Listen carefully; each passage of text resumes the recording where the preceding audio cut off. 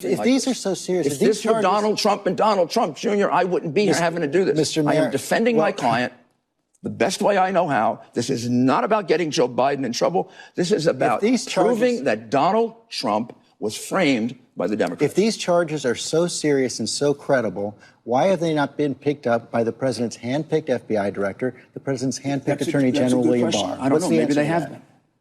I don't know if they have been or they haven't.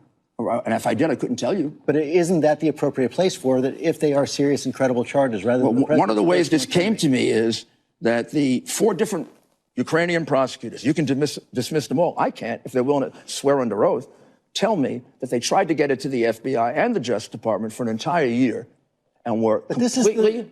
The president picked the head of the FBI. The president picked the head of the Justice Department. If they're serious... Well, William Barr wasn't at the Justice Department when this... He's there now. Well, I'm not telling you whether they are or aren't investigating it. I'm telling you, look, I got this a long time ago.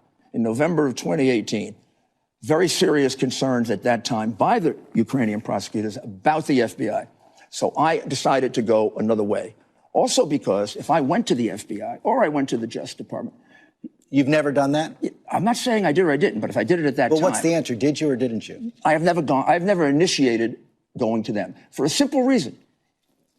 Schiff would claim I was exercising my influence to get it investigated. So here's what I did. I put it online. I announced it. I went on every place and said, I have this evidence. And I waited for them to come and get it on their own. So I didn't get a charge that I was trying to force an investigation they didn't want to do. But if you just bother to Google, I made it easy to make this case. Well, we've been wrong all along. Giuliani's apparently not out to get Joe Biden at all. He's simply defending his client. Granted, there's nothing to defend his client from, as the only person who's concerned with the Hunter Biden controversy on the face of the earth is Rudy Giuliani. But still, nothing partisan at all about the White House attempting to conspire with the Ukrainians to open an investigation into Trump's top political opponent. This is simply being done in the name of justice. The most important thing to point out is that Giuliani's entire presence here is based on a debunked conspiracy theory regarding a cybersecurity firm called CrowdStrike. He's claiming that the Ukrainians, not the Russians, were behind the DNC hack, and that the Ukrainians framed the Russian government to make it look like they were working with the Trump campaign. He's basically trying to claim that the entire Russia investigation was based on false pretenses. Of course, it wasn't, and the entire intelligence community, as well as Mueller's investigation, proved that conclusively. Even Trump's own former Homeland Security advisor Tom Bossert spoke with George Stephanopoulos and condemned the White House for continuing to give oxygen to what he called a deeply disturbing conspiracy theory. And then the president says, I would like you to do us a favor, though, because our country has been through a lot and Ukraine knows a lot about it. I would like you to find out what happened with this whole situation with Ukraine. They say CrowdStrike. I guess you have one of your wealthy people, the server, they say Ukraine has it. There are a lot of things that went on, the whole situation. Now, what the president is referring to there is a debunked conspiracy theory that somehow Ukraine, not Russia, hacked the Democratic emails in 2016, and that Ukraine might have the DNC server or Hillary's emails. The details are both convoluted and false. And during your time in the White House, you explained that to the president, right? I did. It's not only a conspiracy theory, it is completely debunked. You know, I don't want to be glib about this matter, but last year, retired former Senator Judd Gregg wrote a piece in the Hill magazine saying the 3 ways or the 5 ways to impeach oneself. And the 3rd way was to hire Rudy Giuliani. And at this point, I am deeply frustrated with what he and the legal team is doing and repeating that debunked theory to the president.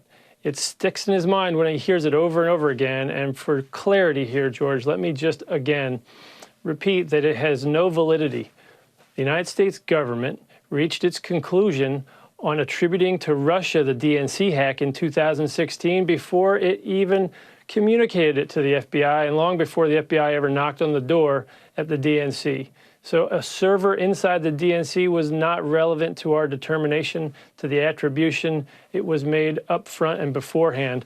And so while servers can be important in some of the investigations that followed, it has nothing to do with the U.S. government's attribution of Russia for the DNC hack. But none of this has stopped Giuliani from engaging in this sham effort to prove that the whole world was out to get Trump all along and the Russians had no involvement whatsoever in the 2016 election. That the FBI, CIA, DOJ, special counsel, and rest of the intel community was wrong and Trump was right. And that might give some insight as to why, despite the president having the entire intelligence community at his disposal, he opted to instead deputize Rudy Giuliani to uncover this so-called massive scandal. Again, not the FBI, not the CIA, not the State Department, just Rudy, up against what he's claiming is one of the biggest corruption scandals of our time. Yeah, no, makes total sense.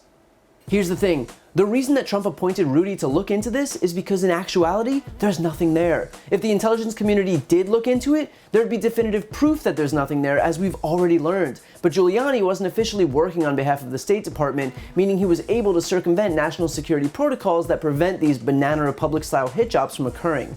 And so because Giuliani is a partisan hack who's looking only for evidence to support his whack job conspiracy theory, then Trump knows he can trust him to keep up a sham investigation regardless of its legitimacy. With all of that said, let's just be honest here. This isn't about the investigation. Whether or not Giuliani and Trump believe that Joe and Hunter Biden did anything wrong is beyond the point.